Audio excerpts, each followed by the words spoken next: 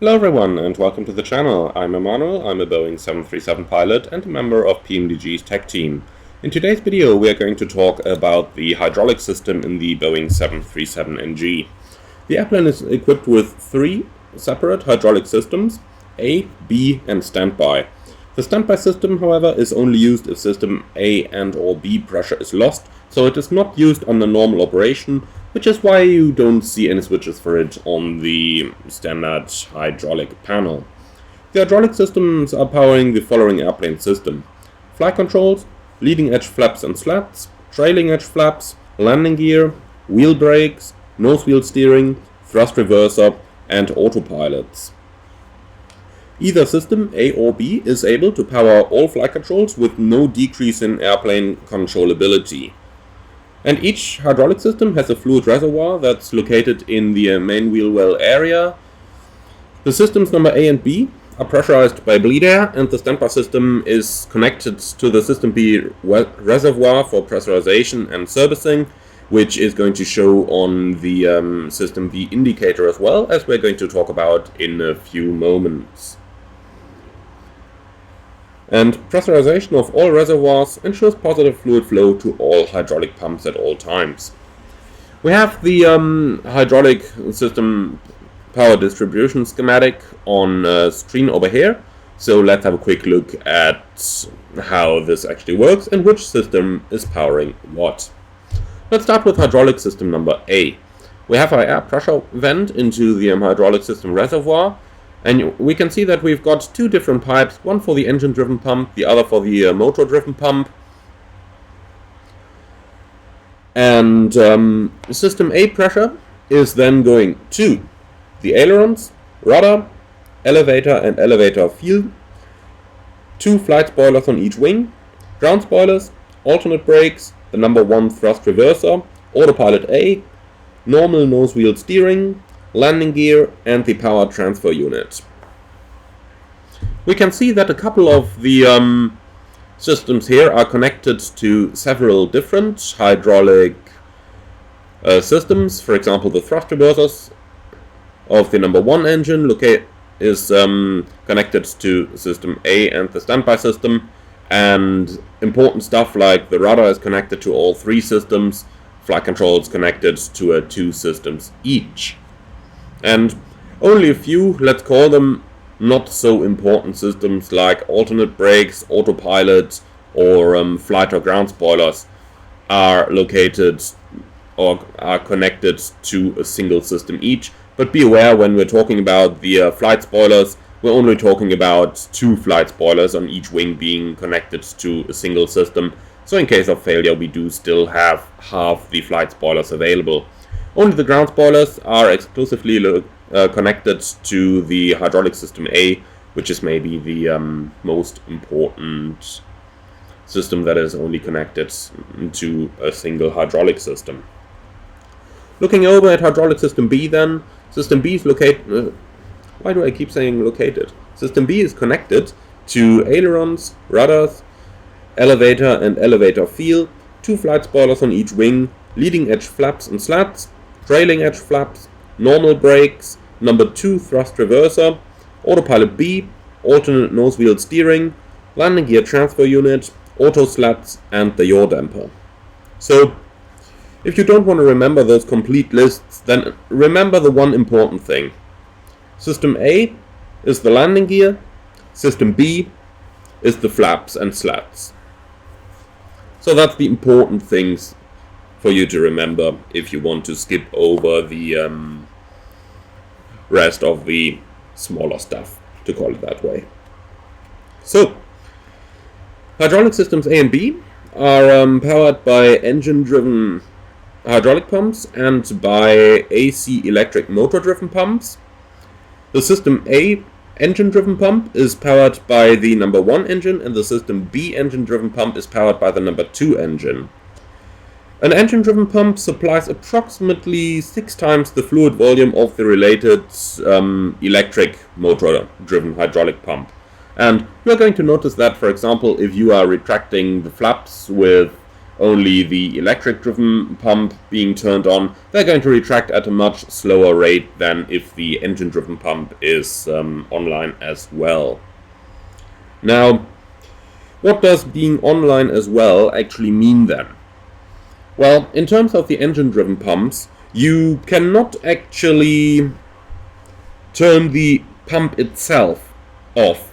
So, turning the hydraulic pump switch of the engine-driven pumps off is simply going to isolate fluid from flowing through the system components.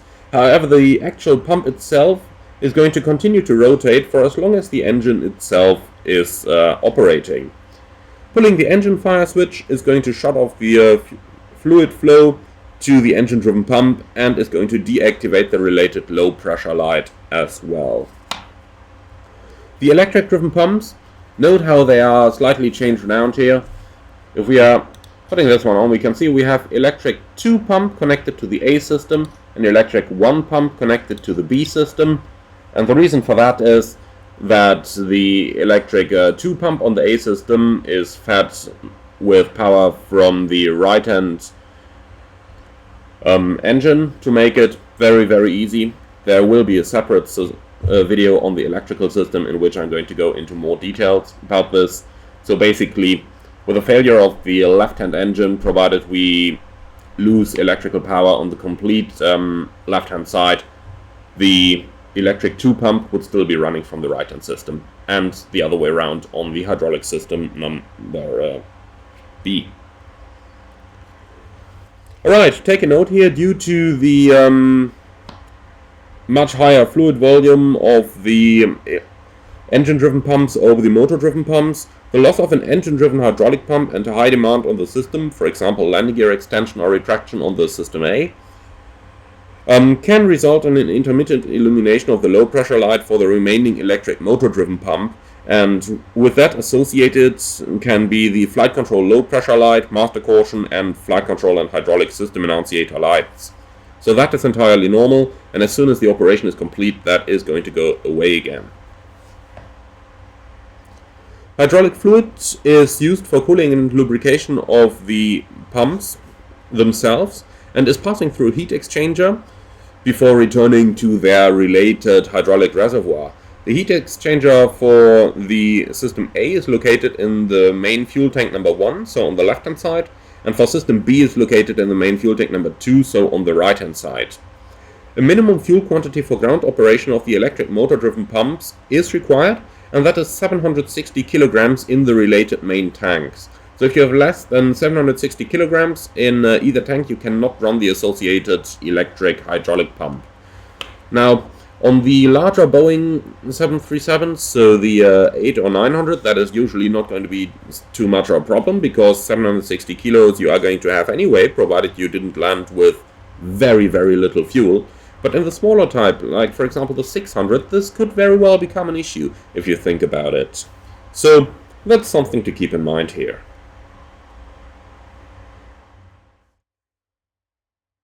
So, there are pressure switches located in the engine-driven and electric motor-driven pump output lines, which send signals to illuminate the related low-pressure light if the pump output pressure is low.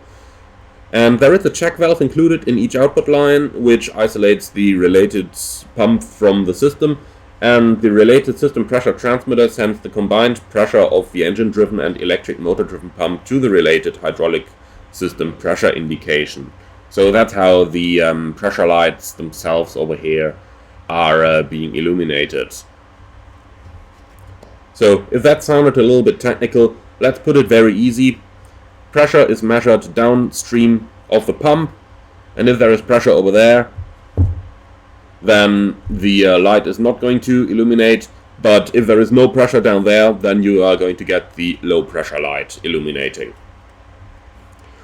So let's talk a little bit about hydraulic leaks in the relevant systems.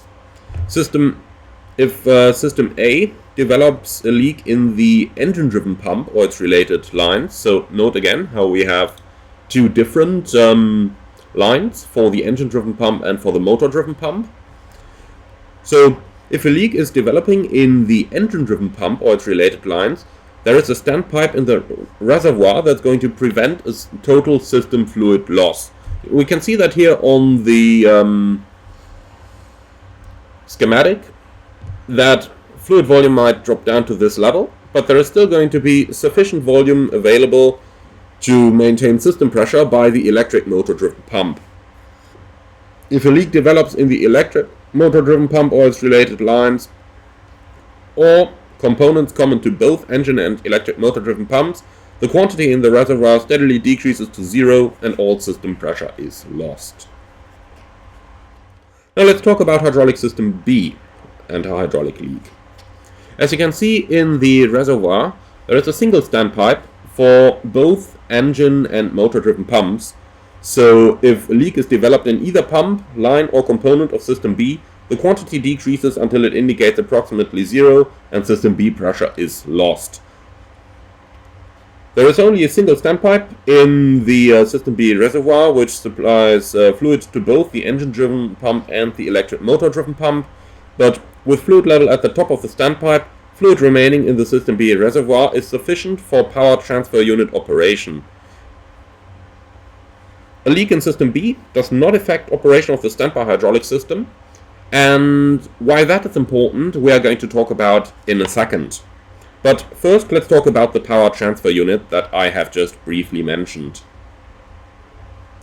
So the power transfer unit, or short PTU, is to supply additional volume of hydraulic fluid needed to operate the auto slats and the leading edge flaps and slats at the normal rate when when system B engine-driven pump is inoperative.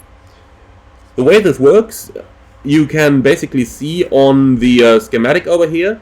The PTU control valve is going to open, and therefore the PTU uses system A pressure to power a hydraulic-driven motor pump, which pressurizes system B hydraulic fluid.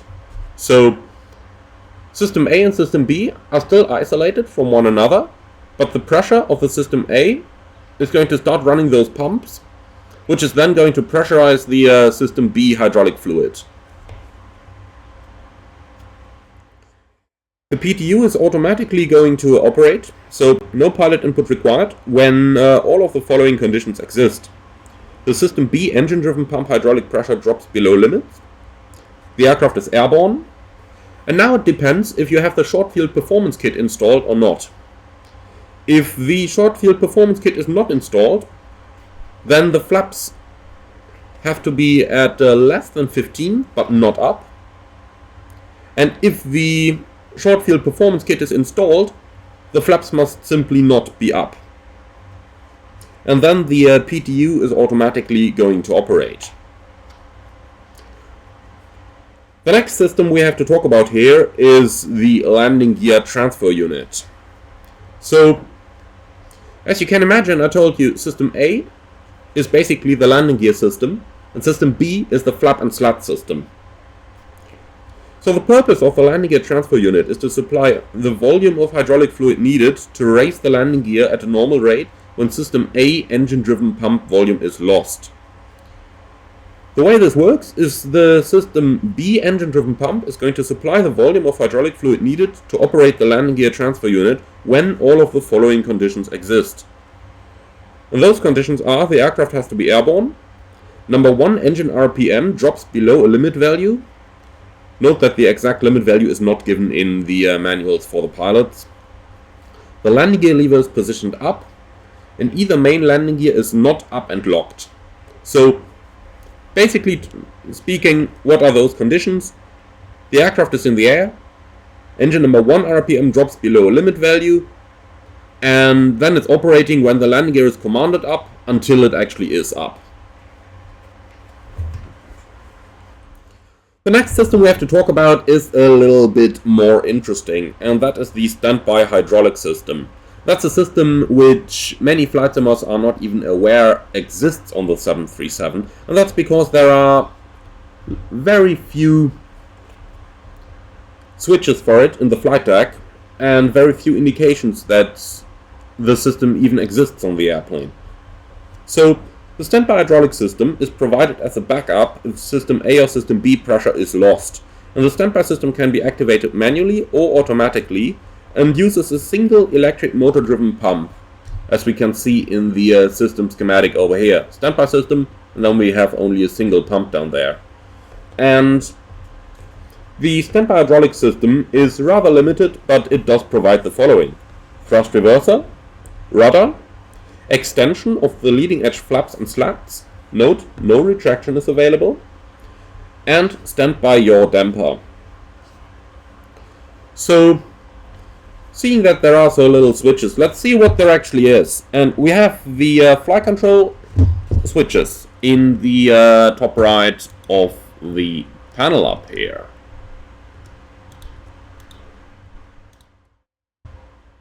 So, those are basically these switches we have over here.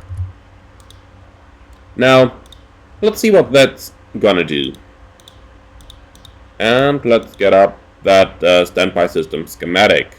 So, first of all, it is a little bit different depending on if you have the modified rudder installed or not. For our purposes, let's look at the modified rudder. So, we have the flight control switches up here, and they actually include standby rudder position. And that is pretty much the only switches we have related to the standby hydraulic system. And we also have the standby hydraulic lights up here, low quantity, low pressure, and standby rudder on lights, as well as the low pressure lights in the flight control switches up here. So for manual operation of the system, you have to position either flight control switch to the standby rudder position. So we have the switches down here, and now it's in standby rudder. And this is going to do the following. It will activate the standby electric motor driven pump, shut off the related hydraulic system pressures to ailerons, elevators and rudders by closing the flight control shut-off valve, opens the standby rudder shut-off valve, deactivate the related flight control low pressure lights when the standby rudder shut-off valve opens, allows the standby system to power the rudder and thrust reversers, and it's going to illuminate the standby rudder on, master caution and flight control lights. Also positioning the alternate Thrustmaster switch to arm. More details will be given when we talk about the flight controls in a separate video. It's going to activate the standby motor electric driven pump, close the trailing edge flap bypass valve, arm the alternate flap position switch, and allow the standby system to power the leading edge flaps and slats and the thrust reversers. The system also has an automatic operation, so let's quickly go over that as well. For automatic operation is initiated when the following conditions exist: loss of system A or B, flaps extended, airborne, or a wheel speed more than 60 knots, and the flight control switch A or B hydraulic system on. So that's basically again our switches up here. However, there is also a possibility for automatic operation if the main power control unit force fight monitor trips. And in that case, automatic operation is going to activate the standby electric motor driven pump, open the standby rudder shut-off valve, allow the standby system to power the rudder and thrust reversers, and illuminate the standby rudder on, master caution and flight control lights. So, last thing we have to talk about here is the standby hydraulic system leakage. Of course, now, what's important here is the hydraulic page and what that is actually going to show us. So, we have a quantity indication here. For system A, it's simply system A. But for system B, 30% of this actually is the standby hydraulic system. So, if a leakage in the standby hydraulic system occurs, the low quantity light is going to illuminate when the standby reservoir is approximately half empty, but hydraulic system B itself is simply going to continue operate normally, but the reservoir fluid level indication decreases and stabilizes at approximately 70%. So if you see the quantity of the B system down to 70% and stable there, and your flaps are not extended, then this is an indication of a standby hydraulic system leak. Note that when the flaps are extended, you're going to see the hydraulic quantity reduce as well to as low as 72%-ish.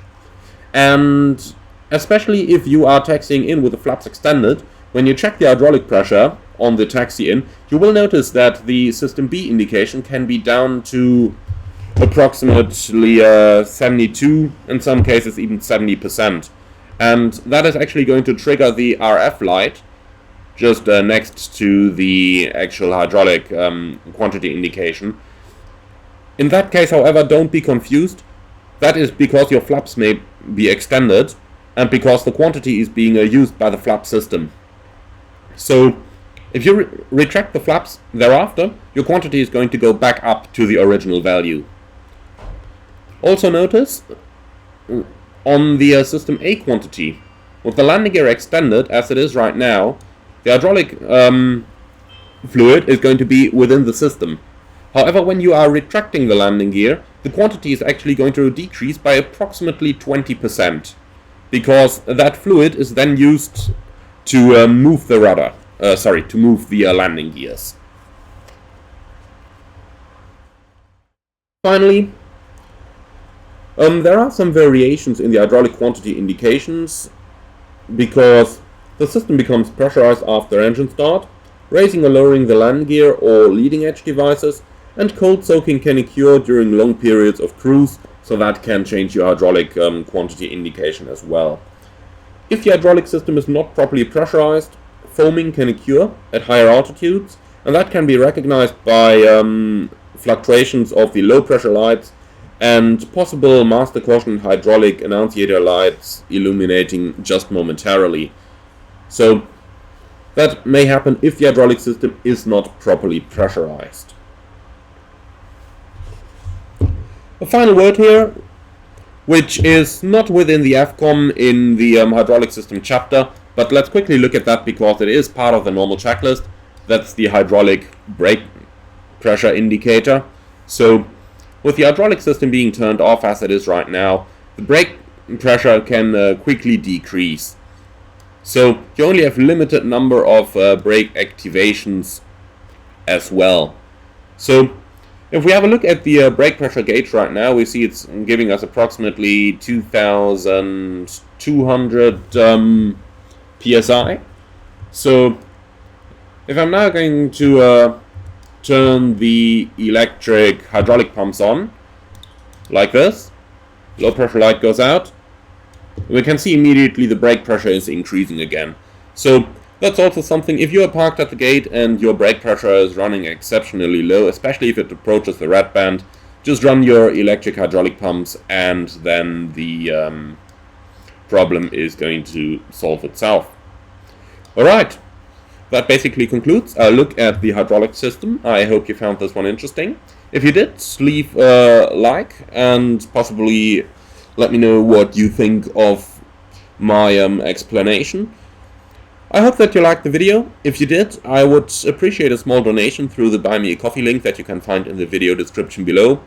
Until then, see you in the virtual skies, see you on the next video, and enjoy your weekend or whatever it is when you're actually watching this. Thank you very much for your attention, and have a good day.